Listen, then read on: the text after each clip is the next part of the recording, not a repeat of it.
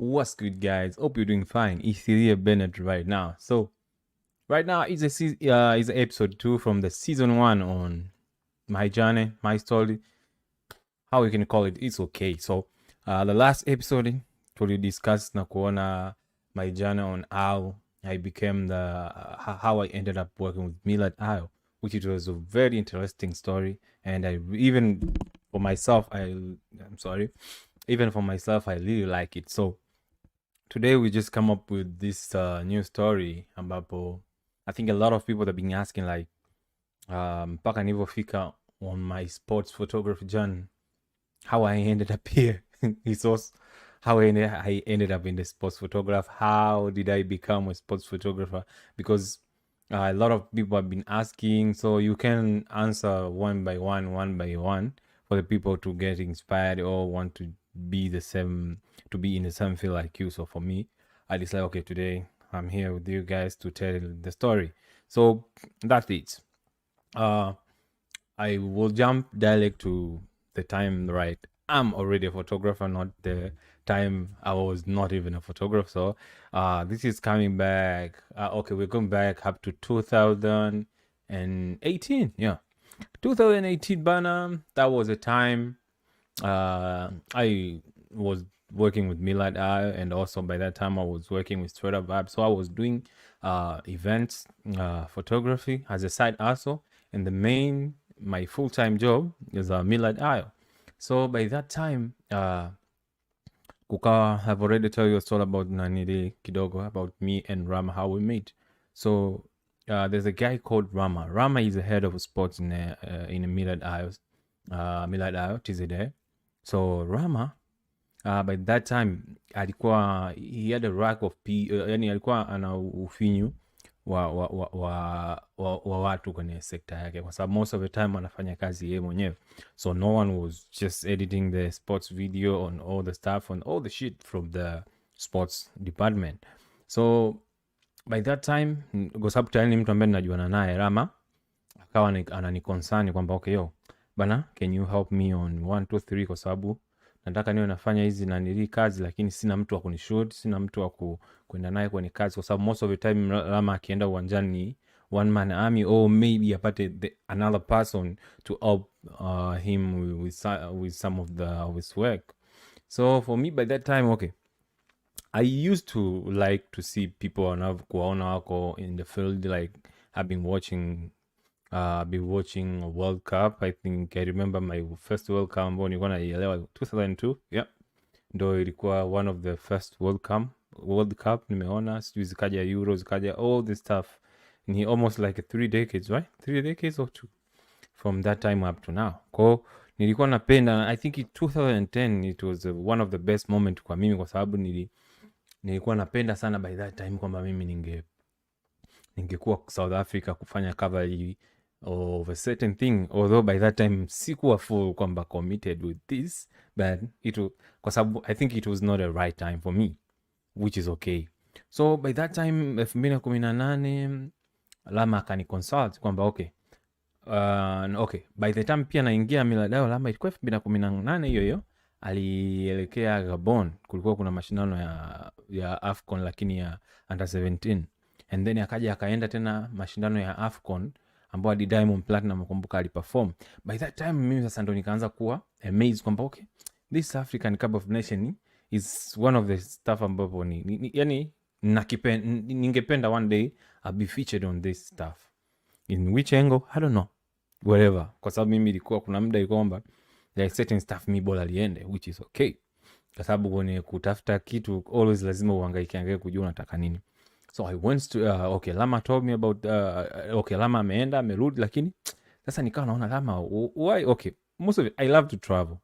Most of the time Lama he used to travel alone, so he didn't have any partner to travel with, like to help Rama with the shooting and all the stuff and everything, blah blah blah. But also it's okay. By the time Rama requests me to be one of his videographer, by the time because most of the time Rama he was behind the camera, so he didn't have someone to record him. So he decided, okay, Elia, just shoot me. We put the story, we go. So the main task ya mimi sasa kuwepo Millard Ayo ilikuwa I was not supposed to be to be outside the office because I was the inside editor. All the video from the hard news, all the video from the entertainment, because I was producing one of the best entertainment show we have ever had in online media. So by that time nilikuwa na Asteria Mvunko, nilikuwa na task nyingi za kufanya inside the studio. So to Millard it was not that quite good for him kwa sababu amenihaya mimi ni cover nafasi ya producer nikiwa mule ndani. So it was fine, lakini ikawa hilo nikipata time muda Lama ananichukua, okay yo, let's go to Shamba la Bibi. We're going to Shamba la Bibi, we shoot some content, edit, upload, boom.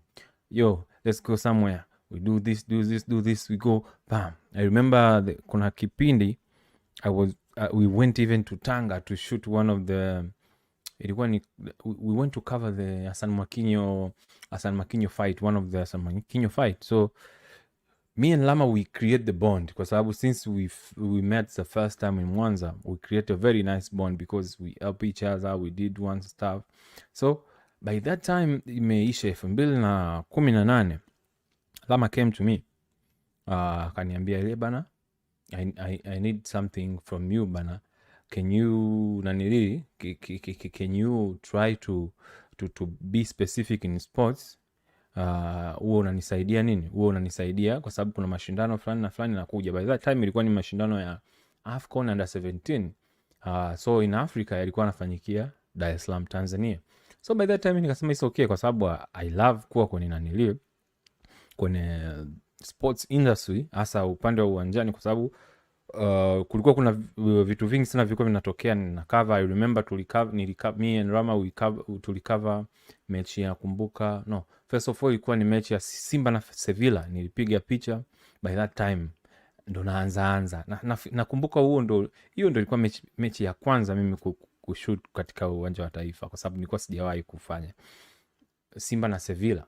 And then tukatoka kaja, I remember nilifanya coverage ya Everton. By that time SportPesa ndo walikuwa wana associate hivyo vitu. Nikafanya coverage ya Everton walivyokuja. I got some content for Rooney and all the stuff. Yani it was a very best moment for me. Na ndio nikasema okay, kumbe this thing nikiendelea kuifanya I can meet a lot of people that I know kwamba okay, in a soccer field kwa sababu I grew up in a soccer family, in a football family. I'm sorry, I'm using the name soccer. American is killing me. I'm using them soccer. I grew up in a football family. Like my dad, he liked to watch football. My brother, he played football. My younger brother, he played football. Even me, I used to play football. And also, what I can say? Yeah, our dad, he used to encourage us to love sports, to be honest, because he literally, like, he can tell you, I'm not going to tuition. I'm a tuition. If you want to go to the sport, if you want to go to play soccer, you just take the money, buy your shoes and go. So my father, he was very supportive on that, but for me haikuweka on kwa sababu sikuwa na hiyo nanili ya kucheza. Most of the time I think ndo niliumbwa niwe kwenye upande huu wa production, which is okay for me. So by that time cover those events nini, ndo hikaja hiyo under 17 AFCON. So Rama told me, Elia, okay, there's this thing, but hii kitu you can't do unless you co-registered with CAF. Okay, how am I gonna do it? Okay, Lama akanielekeza each and everything. How am I supposed to register myself to use the 1 2 3 1 2 3? So I went to CAF website. I remember it was the old website. I remember that time. I registered my name, I registered my company. I mean, the company was working because they need to see where are you coming from. Oh, excuse me. So we register from Millard Ayo, TZDA, blah, blah. We put the stuff, we upload the ID, we upload all the necessary stuff that it was supposed to be there. So we created an account in a media, it's called Media Center, yeah. In the Media Center on CAF website. So after 1 week, I think I remember, I got an email that I got accepted and so because to cover this stuff, you need to be associated into that room. Like CAF, they need to know you. Like if you're in a media center, so you can get the access to receive all the invitation for all the African games concerning AFCON, CAF Champions League, CAF, all the stuff. You will receive the invitation there, and we call it accreditation to cover those games. If you are you are a TV personnel, if you are a photographer, if you are a journalist, so there are a lot of stuff you can choose. Okay, which part are you belong to, which is okay. The same to FIFA. If you register in a FIFA media center, you get the access to apply for FIFA World Cup and also in all the competition that FIFA wanafanya. So for me, I registered there in CAF. Bam, they accept me. So after accept, I saw the invitation to cover the what is so called the AFCON under 17. So Tanzania, I think ndo tulikuwa wenyeji, and then nika apply pale, nika send that nanili hiyo kitu. After 2 days or 3 I think waka accept, kaambia Lama. So after yeye alivyonielekeza, I went straight to apply and so nika acceptiwa. So okay, that time nimeingia, mashindano sasa yakaanza. Kwa hiyo tunafuata ratiba. The first day we went there, we covered the picture. To be honest, by that time ndo nilikuwa naanza, but I was not that serious to keep that memory because I really want that memory, and also zimeni cost nimepoteza like 5 nimepoteza kama $7,000. $7,000 because kuna one of the person alini contact akaniuliza, did you cover this tournament? Yes. Can I get mechi ya fulani na fulani? I didn't have those footage, so I lost like $7,000, which is okay, lakini that's why ndo nikasema I'll store every content that na create kwenye sports nazitunza tu, hata kama ni hard disk zitajaa hapa nitatunza, kwa sababu I lost that money na nikaijutia kweli, to be honest. Kwa hata kama mtu akiwa anahitaji content ya mwaka fulani sasa hivi ya Simba sijui na Yanga sijui ya ligi kuu, I have I think a lot of them. So that's it.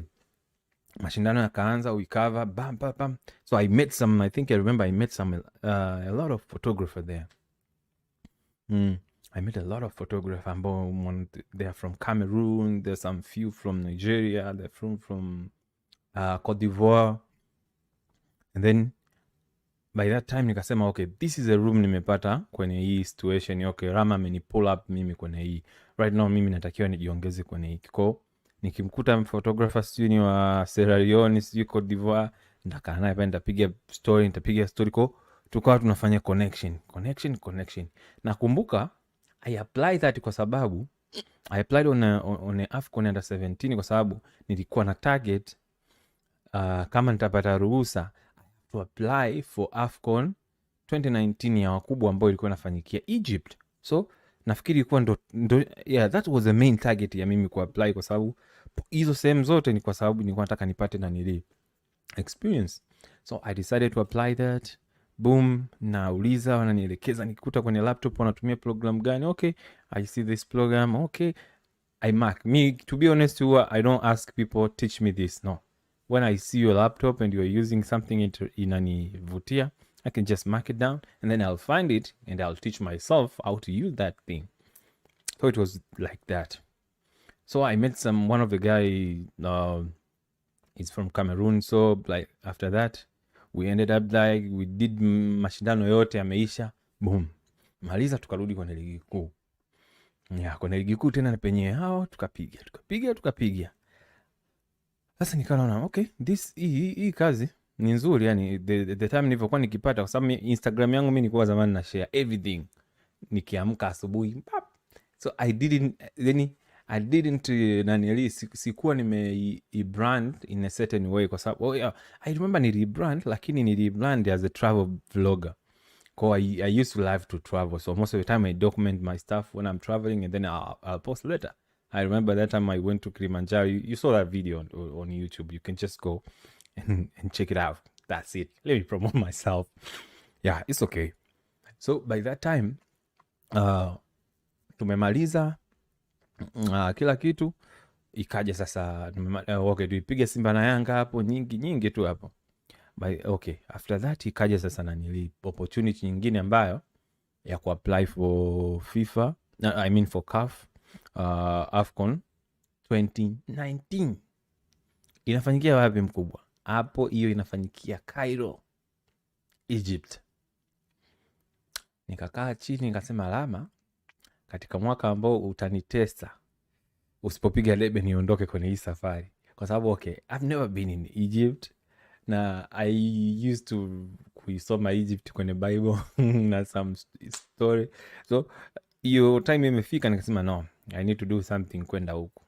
Although to be honest, it was not an easy job to get yani to kuwa accepted, yani ofisi ya accept kwamba yo you need to go. So Rama, I think Rama, kwa sababu Rama alipull I think a lot of effort mpaka mimi nikaweza kwenda na nili Egypt, kwa sababu Millard alikuwa hataki, na sio kwamba alikuwa hataki kwa nia mbaya, no, kwa sababu mimi nikumbuka ni producer wa ndani, sitakiwi kutoka.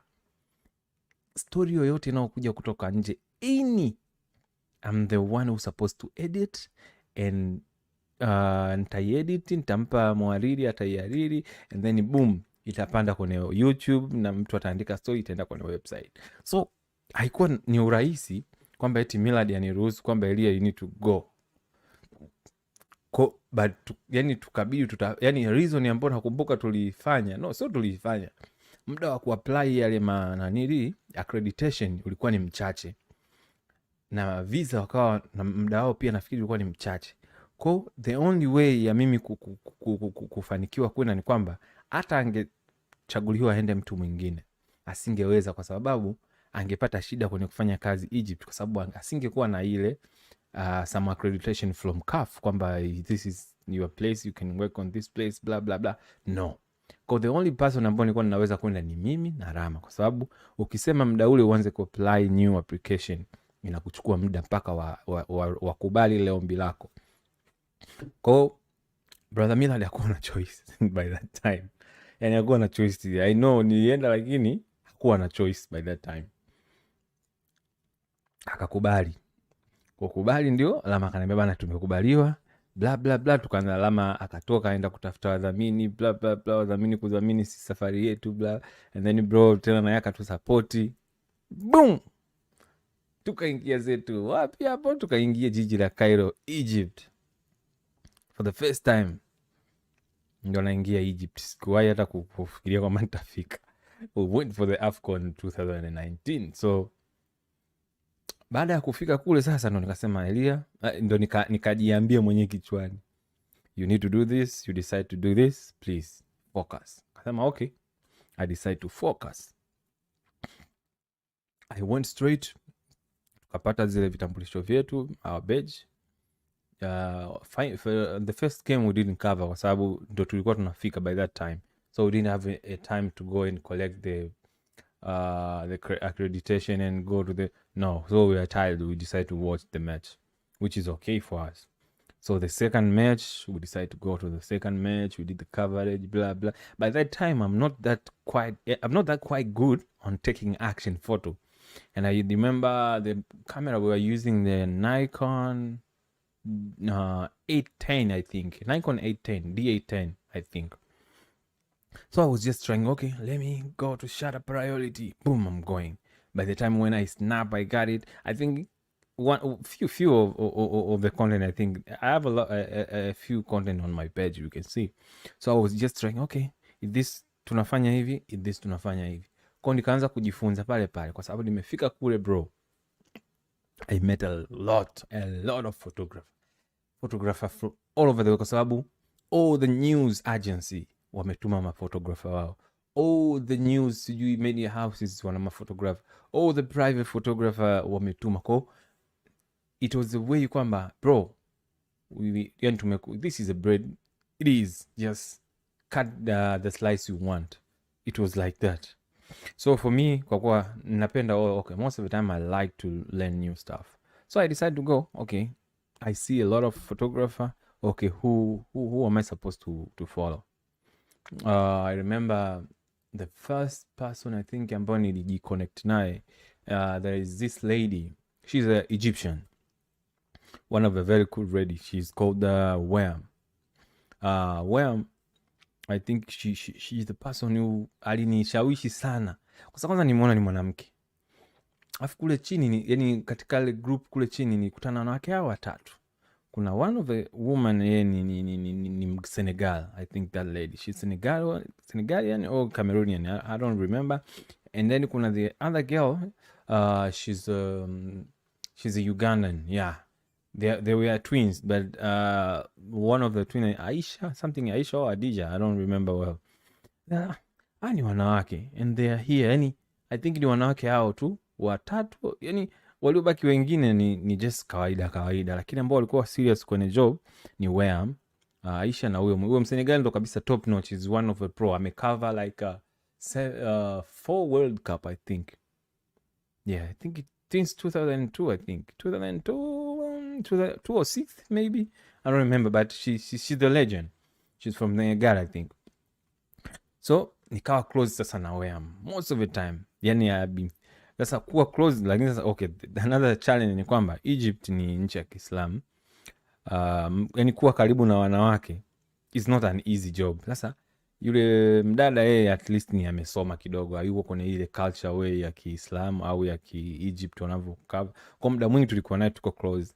Sasa wale wa jamaa wengine wa Ki-Egypt walikuwa yani they were most of the time yani kama wananisumbua kwamba huyu jamaa inakuaje anakuja kukaa na PC yetu hapa. Huyu jamaa sasa ni mtu mmekaa naye kwamba okay, you have just learned some new stuff, mna connect nini, lakini the guy walikuwa yani guys muda wote wanaongea Kiarabu. Hapo sasa yeye ndo alikuwa wengi sana, unajua Egypt wanaongea Kiarabu tu, Kiingereza hawajui, English I mean they don't know English, some of them. Wham, she know how to speak English, so it was easy for me to do the communication. Kwa muda ambao nimekaa na Wham nililearn vitu vingi, yani nilijifunza vitu vingi sana, kwa sababu Wham by that time she was working with one of the magazine. And also the funny thing, kwa sababu Wham right now she's acting like my boss right now, because she's a assistant boss on the company we're working with. So after ile sasa we have made a lot of people, made a lot of stuff, a lot of stuff. Sasa unarudi kwenye ndege, uko kwenye ndege unarudi nyumbani, so unafanya nini sasa? Ndo hapo akili sasa ikaanza kuniclick, okay, how am I gonna do this, how yani nitaendelea vipi? Kwa sababu industry yetu, to be honest, hadi leo kuna thamani bado, we don't have any value, to be honest, in Tanzania. There are some people they think it's just a matter of you clicking the shutter, boom, but the value, I think I've been trying to build that, and also some few people they're trying to build that, but sometimes the value haionekani kiivo. Nakumbuka ni mimi I had like one client ambaye alikuwa na value on what I'm doing, and one of the even today I'm really loyal to that person, really loyal, kwa sababu he know even when you did a bad job, even you did a bad work, you can say this is good, it's because sio professionalism, lakini for me najua kwamba leo sijafanya kazi vizuri. I'm sorry, let me have something. Najua kabisa mimi sijafanyaje, najua kabisa mimi sijafanya kazi vizuri, lakini ni at least ni few people ambao wamechukua kwamba okay, wanathamini our craft, yani kwamba okay, this is the thing, hao watu ndo wanakitengeneza, lakini wengine asilimia nyingi they don't appreciate that. Sio kwa kutuambia, kwa kutuonyesha it's okay for that, kwa sababu kila mtu na opinion yake. Okay, nimerudi sasa Bongo, nikasema ninafanyaje mimi hapa. Nikamwambia Rama, you know what, I need to be full time with you to cover this stuff. So nimetoka AFCON, ilikuwa mwezi wa ngapi? Tumeenda AFCON mwezi wa 7, sijui wa 8, wa 7 wa 6 I think. tumekaa mwezi mmoja, almost wa 7 ndo tumerudi. Kwa nikaanza kufanya na Rama kazi, tunaenda. So okay, by that time it was not good lucky for us. My time Millardayo ikawa ndio imefikia mwisho, so I had to be on my own. I'm out of the company, so what I'm gonna do, I have to do other stuff. So kusema kwamba okay, I have to depend on sports kwa muda ule, it was not easy, kwa sababu no one will yani hakuna mtu ambaye anaweza akasema eti anakuwa kwa sababu you're a sports photographer. That was a lie. So one thing I did, okay, I decided to find another stuff. Nikawa nafanya kazi na kampuni nyingine, lakini although nikipata chance, I'm taking the camera, I'm going. And I remember, okay, when it comes kwenye kuthamini vitu, there are some people they wanathamini lakini they don't want to show it, or they don't want to give you an opportunity. So nilienda, kuna one of the derby ilikuwa Yanga na Simba, ilitoka ni 2-2 I think ni 2-2. Yeah, that day nilipiga picha na mimi mwenyewe sikumbuki, but that time those shots were very sharp. Nika edit hapo, sifanyi cropping, I just put all the stuff. Sasa hivi nafanya cropping, no. So nime post ile zile picha, akaja mtu ambaye kwenye ile post ni high hand kwenye maamuzi ya federation, anapiga I say picha kali sana, yani I like the visibility ya mabango kwa sababu ya sponsorship. So mimi nikasema tu tupeni kazi tufanye. The guy akaniambia tunao vijana they can do that. Sema okay, kama mnao, but it's fine, kwa sababu mimi nimeona kwamba you appreciate that, lakini at least ungesema kwamba okay, let me give this person a chance, kwamba atufanyie kazi zetu 1, 2, 3, au tumpe space to grow. Kwa sababu unajua mtu akikwambia, when a person tell you yani tupe hiyo kazi tufanye, it's not about anataka hiyo kazi kwamba you need to employ him. No, sometimes you can give him an access, yani an full access for you to aweze kufikia vitu ambavyo okay, unaweza kumwambia sikia, wewe fanya kama una volunteer tu, we don't pay you. Kwa sababu mimi to be paid kwenye sports iko win-win situation. I'm the one who winning, na wewe utawin kwa content. Kama nikikuomba kwamba naomba nijitolee, I can give you some footage, but I know footage ninazo mimi ndo zitanipa benefit kubwa kuliko hata wewe, kwa sababu I use my work to advertise myself on a certain stuff. Kwa ikanivunja, kwa nasema okay, kumbe natakiwa nijipiganie mimi mwenyewe hapa, yani I don't have any battle kwa kunipigania. Ninachoshukuru tu okay, mamlaka yakanipa kibali, nikawa napata kibali sasa cha kuingia uwanjani, ambacho mwanzoni sio kwamba ilikuwa na rahisi, kwa sababu kupata na kibali cha uwanjani you need uaminike. Ndio nikaanza sasa mdogo mdogo kuaminika kwamba this guy anafanya 1, 2, 3. I started shooting some, I think nimeshoot vitu vingi sana hiyo muda huo, vitu vingi sana. I shoot nikashoot him. Sasa tumeenda na I think 2020, yeah, kipindi cha COVID. Hapo ndo vitu vingi sana vikastaka. So vivo stack, nikawa although nilikuwa nafanya sports kama as a freelancer, so kwamba full time nilikuwa nafanya sport freelancer, and then natoka naenda kufanya kazi zangu nyingine, kwa sababu nilikuwa nafanya event photography wapi Sura Vibes, and also nilikuwa nafanya kazi za corporate kawaida za advertising agency GSM. Kwa haikuwa ameniumiza sana, lakini from hiyo 2018 hadi 2020 ndo safari yangu kubwa ambayo ili go deep down on how I become sports and how I got the chance to shoot in a big gig, in a big tournament like AFCON, which is a historical one of the historical tournament in Africa. So it was a privilege to me, na niko very proud for that, and I think more stuff will come, because last year I missed the Cote d'Ivoire one because it was the time I'm here in America, so I wanted to go, but the flight ticket was high as hell. Like it's almost like a 60 no,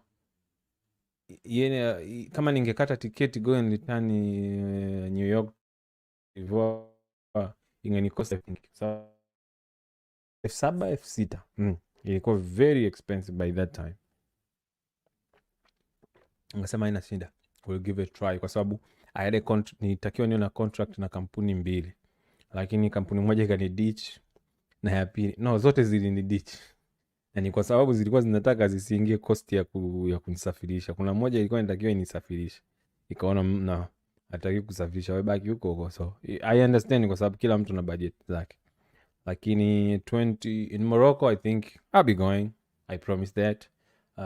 In Tanzania 2027, that's my home place. It's gonna down. And also, which one?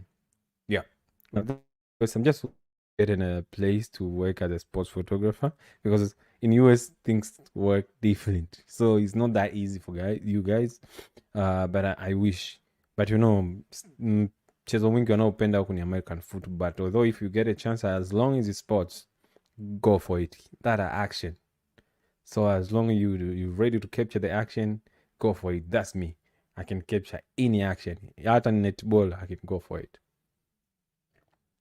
So that's it for today's video. So I'll come with another episode, and I'm sure it will be an episode on how I got the job as a car photographer. That's the story for another day, maybe in the next episode or the other episode. So that's it for today. Thank you guys, and I wish you guys to have a very lovely week and a very lovely night for the people who are sleeping right now, and for the people who are up right now, I have a very nice day. So it's Elia Bennett, your favorite photographer.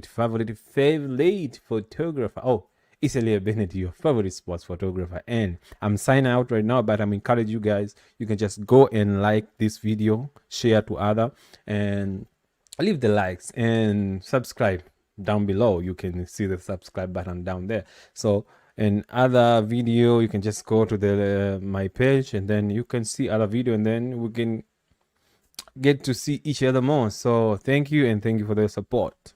Peace.